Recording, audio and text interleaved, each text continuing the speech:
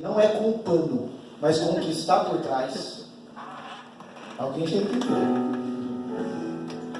Se nós soubéssemos que a nossa batalha não é aqui embaixo, e a gente fica levando o olé do diabo, porque a gente fica brigando com a mulher, fica brigando com fulano, fica brigando com o ciclano, e Deus está dizendo: suba, suba, suba, entra no teu quarto, fecha a porta, vamos batalhar nas causas espirituais. Deus está provocando nessa região uma convocação para que vocês orem, jejuem e suba para entender o que Deus está fazendo. Visão privilegiada.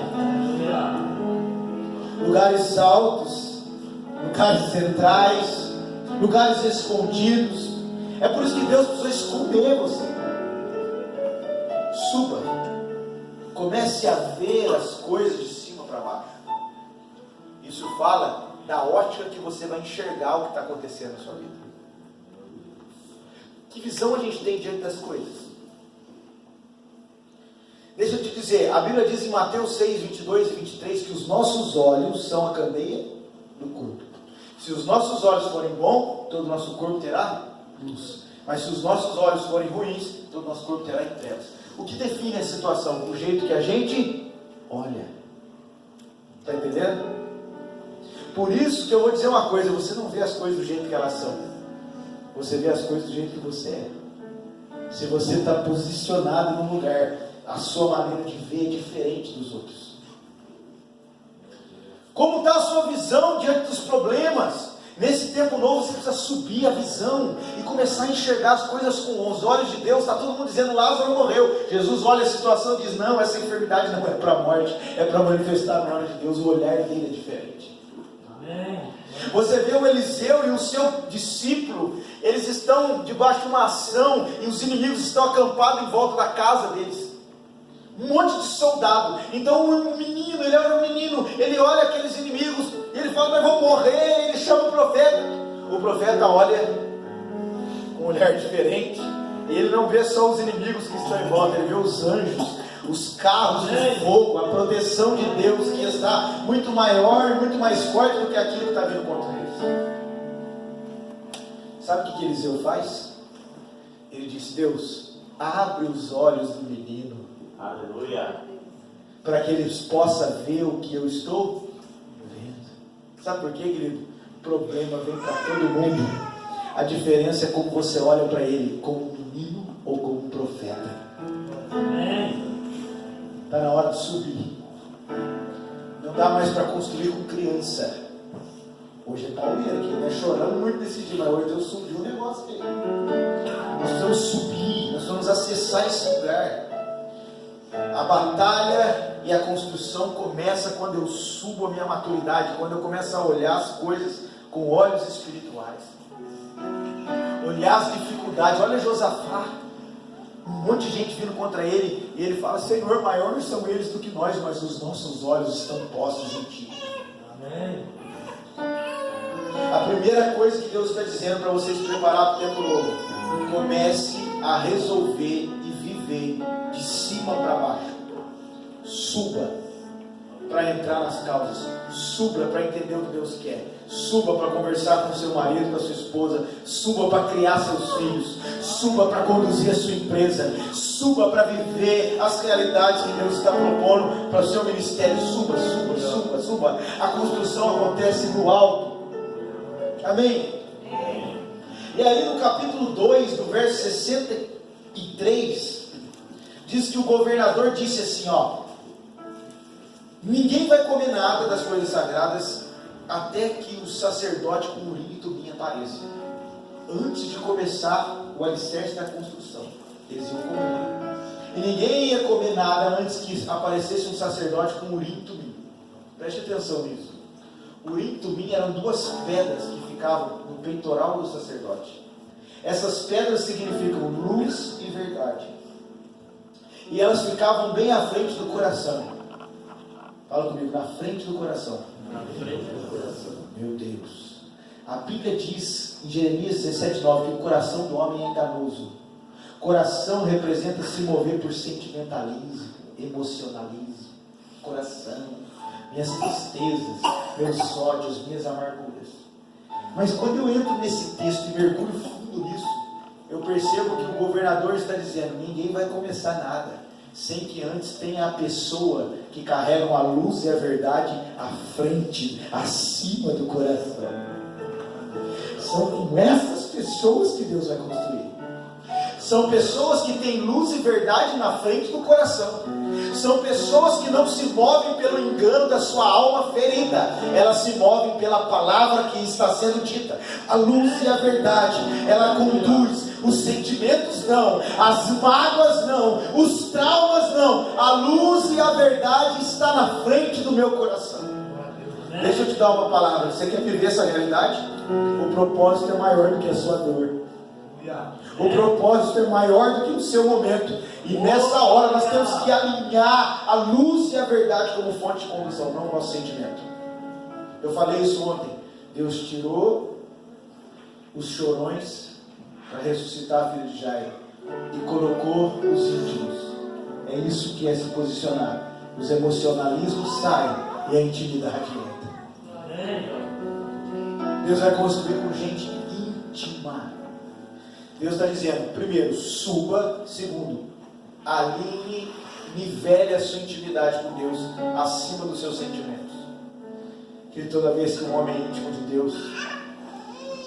Eu me lembro em Belo Horizonte, se eu não me engano, uma jovem que ia fazer uma formatura, uma família muito conhecida, muito rica, muita gente, e uma família de cristãos, e eles fizeram uma cerimônia linda da formatura dessa jovem, e todo mundo deu uma palavra. O noivo dela recitou o Salmo 23, o Senhor é o meu pastor, uma voz bonita, e nada me faltará, e tal, é o Salmo do pastor, né? E aí de repente a avó, sabe aquela irmãzinha do coque, aquela irmãzinha com o joelho calejado, ela disse: filha, deixa a avó dar uma palavrinha. Aí ela falou: ih, lá vem a avó. A avó, quando chega, né? Aí o pai falou: filha, deixa a avó dar uma palavra. Foi ela que regou a nossa família em oração, ela que construiu isso em oração. Ela merece uma palavra nessa hora. Aí a menina falou: é verdade, ela merece. O noivo tinha acabado de ler o Salmo 23, a avó pega o microfone e ela disse: Pai do Senhor, irmãos, eu gostaria de recitar com vocês o Salmo 23. Aí a menina falou: puxa vida, meu noivo acabou de ler o Salmo do pastor, o Salmo 23, agora lá vem a avó. E ela, com uma voz trêmula, bem calminha, ela abriu a Bíblia e começou a dizer: o Senhor é o meu pastor, e nada me faltará. Ele me faz repousar em verdes pastos, e me leva para as águas tranquilas, refrigera minha alma e guia-me pela vereda da justiça, por amor de Deus. E ela foi linda: ainda que eu passar pelo vale da sombra da morte, eu não temerei mal nenhum, porque o Senhor está comigo, e a tua vara e o teu cajado. Quando ela encerrou a leitura, as pessoas estavam caídas no salão, de joelhos, chorando e se arrependendo dos seus pecados. A glória do Espírito Santo pairou sobre aquele lugar, ninguém entendeu nada. Então a menina chegou e falou: pai, o que foi isso? Me explica.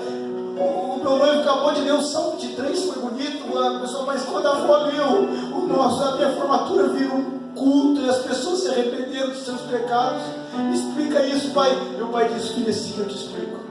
Isso aconteceu porque o seu noivo conhece o Salmo do pastor, mas a sua avó conhece o pastor do Salmo.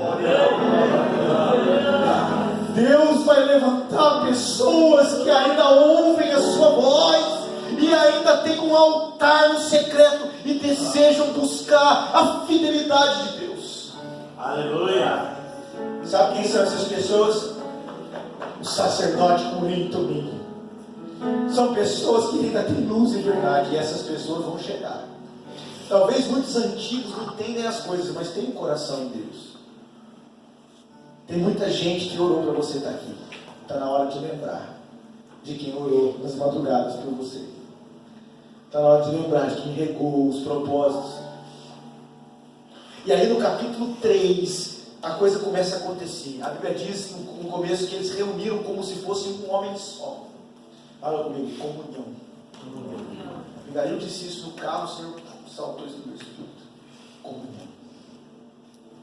A reconstrução, ela acontece quando eu subo.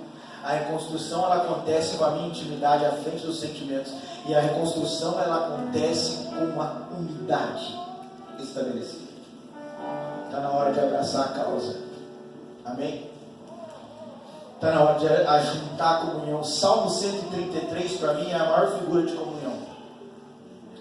Diz: ó, quão bom e quão agradável que os irmãos vivam em união. E olha a comparação que ele faz. Ele diz: é como o óleo que desce sobre a cabeça e escorre pela barba de Arão. Esse óleo desce por todo o corpo, querido. Era assim que funcionava. Cabeça e corpo. O que nós aprendemos com isso? Cristo e a igreja. E qual o assunto do Salmo? Comunhão. A Bíblia diz que o óleo desce pela cabeça e escorre. Quando você entende o espírito da comunhão, o mesmo óleo que está sobre a cabeça, ele vem sobre você. O Senhor está dizendo que uma mesa que está sendo posta, agora eu entendi o que ele me falou ontem, é um azeite fresco que vai escorrer, acompanhando o nível de comunhão que vocês tiverem. O nível de comunhão da família, a mesa de casa consertada, a comunhão com os irmãos da igreja, abraçar a causa, isso vai definir um novo óleo. Agora chegou a hora, por isso que agora chegou a hora de propor as causas de voto. Que o time vai ser formado e o óleo já está preparado. Meu Deus. Ajuntem o povo como se fossem um homem só, causa alinhada. E aí então a Bíblia diz, é muito forte esse texto, é muito profético, porque a Bíblia vai dizer que eles cantavam, antes aqui, verso 3, eles firmaram um altar sobre as suas bases, porque o terror estava sobre ele dos outros povos. Antes de colocar o alicerce da construção, eles levantaram um altar. E eles levantaram um altar em tempo de crise. Fala comigo, um altar em tempo de crise. Alguém está entendendo isso? Tem gente aqui que levantou um altar em tempo de crise. E isso vai ser a essência da resposta dos próximos passos da construção. O altar que você montou hoje vai definir o jeito que você vai construir isso amanhã. O tempo de crise comendo e um altar sendo levantado. Que coisa linda. São pessoas que entenderam que as nossas dificuldades podem nos aproximar de Deus. As nossas aflições, querido, guarda o que eu vou te falar. Se a tua aflição te fez orar, já te abençoou. Se a tua aflição te fez montar um altar, ela já abençoou você. E você achando que era o diabo. Não, querido, você ficou mais perto de Deus depois dessa situação que você passou. A gente falou um pouquinho isso no primeiro dia, então não vou entrar muito. Mas nessa reconstrução, um altar estabelecido em meio à crise. E aí eles lançam o alicerce. Aí é Cristo sendo o fundamento. O que vai ser estabelecido não tem a ver com os nossos desejos. Deus está trocando homens de desejos por homens de clamores. Meu Deus. Você entendeu, filho? É isso aí que Deus está colocando em você, o clamor. Esses jovens aqui têm um papel importante daqui para frente. Não sei porque o Senhor me falou sobre jovens, uma juventude precisa ser levantada. E o alicerce é estabelecido, a Bíblia fala de um alicerce, Mateus 7, 24 ao 27, diz: todo aquele que ouve as minhas palavras e pratica, semelhar-o-ei a um homem que construiu sua casa sobre a areia, e veio a chuva, veio o vento e levou aquela casa. Aquele que não pratica, mas o que pratica é o que construiu a casa sobre a rocha. Querido, o que nos fundamenta no alicerce, que é Cristo, é a prática, é a obediência daquilo que Deus está falando. Está entendendo? O alicerce é lançado, e aí o movimento começa a acontecer. E esses movimentos vocês vão ver acontecer. 2 barulhos. Os novos que estavam vendo aquilo se alegraram, mas os antigos que tinham visto o primeiro templo e viram o alicerce menor do segundo, aparentemente, começaram a chorar. E a Bíblia diz que a ponto de não se discernia o barulho, se era de choro ou que era de riso. Quando Deus começar a fazer o que Ele vai fazer, alguns vão entender, outros não. É nessa hora que o profeta Ageu vem e diz: não fiquem se preocupando com o que você está vendo. Em pouco tempo eu farei abalar e trarei coisas preciosas da nação. Meu é o ouro, meu é a prata, diz o Senhor, e a glória desta segunda casa, a última casa, será maior do que a da primeira. Quem alinha o entendimento que está sendo construído é a voz profética. Amém? Não chore com o tempo novo. A glória desta última casa será maior do que a da primeira. E aí então, eles, igual no muro, eles separam os cabeças de família. Agora eu vou associar o que a gente construiu nesses dias, que foi específico sobre família, com agora a construção do propósito. Primeiro, as famílias se alinharam. E aí, cada cabeça de família reunia suas famílias e construía parte do muro com Neemias. Cada família tinha sua porção no projeto. Famílias saradas vai mudar o estado da cidade. Amém? Famílias saradas vão mudar o estado da construção desse lugar. Por isso todo projeto de igreja hoje que está tratando família, que está propondo um alinhamento nos casamentos, dos filhos, o cuidado familiar, é uma fonte de movimentação para aquilo que Deus está fazendo. Amém? Cuide bem da família. Eles distribuíram as famílias e começaram a construção, tanto do muro quanto do templo. E aí os inimigos quiseram participar. Sempre tem. Capítulo 4, versículo 2, diz que eles chegaram a Zorobabel e os chefes dos pais e disseram: deixe a gente construir com vocês, porque como vocês, nós também vamos buscar o seu Deus, como também já sacrificamos desde os dias de Esargon, rei da Síria, que nos fez subir aqui. Olha a proposta do inimigo. O inimigo não falou: eu vou destruir esse negócio. Não, deixa eu construir. Assim como no livro de Neemias, Tobias e Sanbalate também entraram inclusive entraram dentro do templo. Posso liberar? À medida que vocês obedecerem esse processo de intimidade, de unidade, de tirar o sentimentalismo e construir com a convicção do Espírito, o Senhor vai dar a vocês discernimento para entender o que é e o que não é para fazer parte. Discernimento dentro da sua casa, mulher. Discernimento dentro da sua casa, homem. Tem gente entrando na sua casa, dando pitaco no seu casamento, falando mal da sua igreja, e às vezes nem vive o que Deus tem. Salmo 1: bem-aventurados que não andam segundo o conselho de ímpio, não se detêm nos caminhos dos pecadores, nem se assenta na roda dos escarnecedores. Deus vai dar discernimento. Olha o discernimento de Zorobabel no capítulo 4, verso 3. Porém Zorobabel e Jesuá e os outros chefes dos pais de Israel disseram: não convém que nós edificamos com vocês a casa do nosso Deus, mas nós sozinhos edificaremos ao Senhor Deus de Israel, como ordenou o rei Ciro. Essa foi a palavra deles: nós não vamos ser distraídos nessa construção com essas coisas. Tem muita distração nesses dias, muita coisa distraindo, muita coisa acontecendo, mas um posicionamento agora faz toda a diferença. E Neemias foi a mesma coisa. Eles tentaram chamar eles para atrapalhar a construção, que Neemias disse: estamos fazendo uma grande obra e não vamos descer para nos entreter com vocês. Em tempo de reconstrução, eu preciso estar focado. Amém? Focado no propósito. Minha família está focada.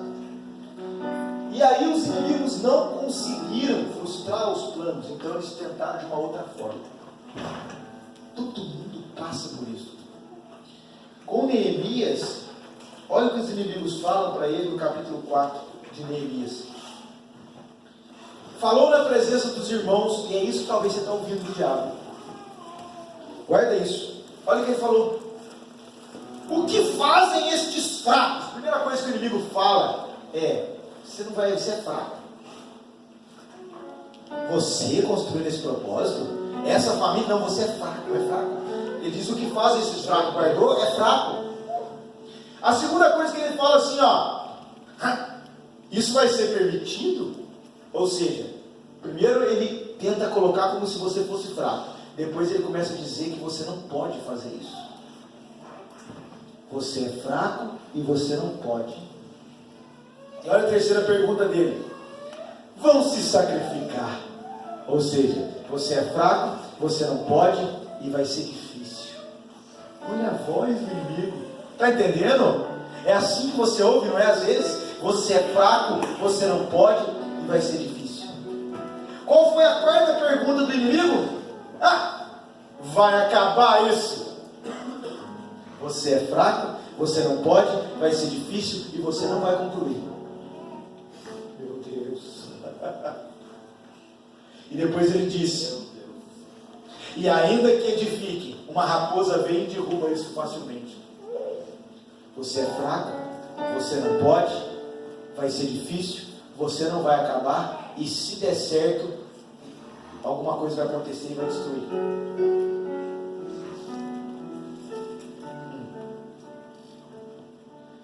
Mas sabe o que aconteceu?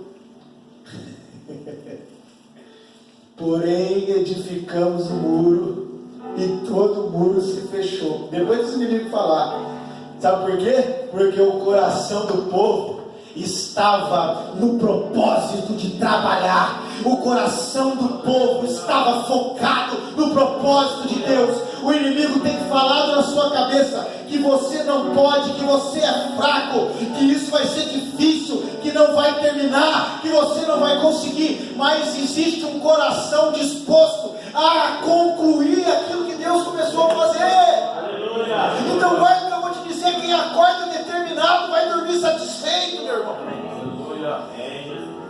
E nessa hora eles se posicionam. E aí o que vai acontecer no livro de Esdras? O inimigo tenta diferente. Ele escreve carta para o rei, alugam conselheiros, pessoas sendo pagas para frustrar o propósito. Meu Deus. Aleluia. Deus está falando aqui, cara. Eu nem sei o que Deus está falando, mas Deus está descortinando coisa que está escondida na base da região. Eu estou sentindo isso no meu espírito.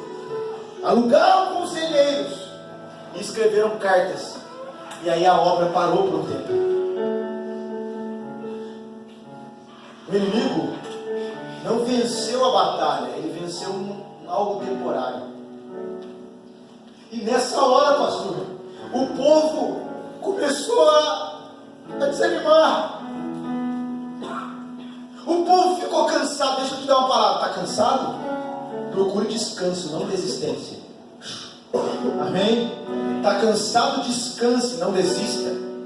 E é nessa hora que o povo para a obra e começa a cuidar das suas causas pessoais.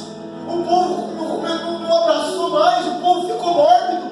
Você com um projeto, você com uma palavra, o povo parado. E nessa hora Ageu se levanta e diz: vocês estão depositando dinheiro em saco furado, porque enquanto vocês estão cuidando das suas casas, a causa do Senhor está parada. Voltem a edificar. E aí ele fala: peguem a madeira, sobe um monte e edifique uma casa. Ele aponta para Cristo. Quem foi aquele que subiu um monte e foi crucificado no madeiro para construir uma casa para Deus? Aleluia! E aí eles voltam a trabalhar, e eles vão enfrentar essa ação de cartas para rei, e vão dizer: não, existe um decreto que foi escrito pelo rei Ciro, que nós deveríamos construir esse propósito. Ou seja, já tinha uma palavra liberada, já existia uma palavra que foi dita lá atrás. Vocês não vão poder parar isso, porque já tem uma palavra. Então sabe o que eles fizeram? Eu vou encerrar nesse capítulo. No capítulo 6, livro de Esdras, capítulo 6, versículo 1, diz que eles buscaram nos arquivos do rei Dário, porque já não era mais Ciro, agora era Dário que estava ali. E eles buscaram no arquivo, e no versículo 2 diz que eles acharam um rolo. Eles acharam um rolo. Deus não se esquece da palavra que Ele deu. Ele não se esquece do que Ele falou. Eles acharam um rolo. E sabe o que estava escrito naquele rolo? No primeiro ano do rei Ciro, foi estabelecido um seguinte decreto: a casa de Deus em Jerusalém vai ser reedificada, e ela será um lugar que se oferecerão sacrifícios, os seus fundamentos serão firmes. Estava escrito lá. E sabe o que mais está escrito? Que tem outra coisa: as despesas serão pagas da casa do rei. Além de ser permitido a voltar a construir, eles ainda acharam um decreto que o rei teria que pagar a despesa. Deus vai surpreender, querido, alguém aqui. Ele demora muito para fazer o de repente. A Bíblia é cheia de repente. Estavam todos reunidos quando de repente, querido, de repente até as despesas estavam sendo pagas pela casa do rei. Sabe como é que encerra a história? É profético do que Deus vai fazer. Sabe como é que a história encerra? Então eles disseram para os inimigos que tentaram frustrar o plano: apartem vocês daí, deixa que essa obra seja feita, porque essa obra é a casa de Deus. E no verso 14 do capítulo 6 diz: e os anciãos dos judeus, é você, eles iam edificando e prosperando. Eles iam edificando e prosperando, conforme a profecia que foi dita pelo profeta Ageu e pelo profeta Zacarias. E eles edificaram. Sabe o que aconteceu? E eles terminaram a obra como Deus havia mandado. Meu Deus, eu vou parar aqui. Aquilo que Ele começou vai ser concluído. As famílias vão se unir. Os cristãos vão parar de brigar aqui embaixo e vão acessar um lugar no alto. Pessoas sendo levantadas com níveis de intimidade maior do que o sentimentalismo. Uma comunhão, uma equipe sendo montada. Alguém está entendendo essa palavra? Os planos dos adversários sendo frustrados, porque Deus deu uma palavra e ela vai passar por cima das adversidades que estão sendo semeadas. E Deus vai terminar a obra, porque tudo que Ele começa, Ele termina. Fica de pé, vamos orar. Meu Deus, nós vamos levar essa chave para as nossas casas. Meu Deus, hoje o meu papel foi diferente. Hoje eu vou deixar esse momento para o pastor Ademir.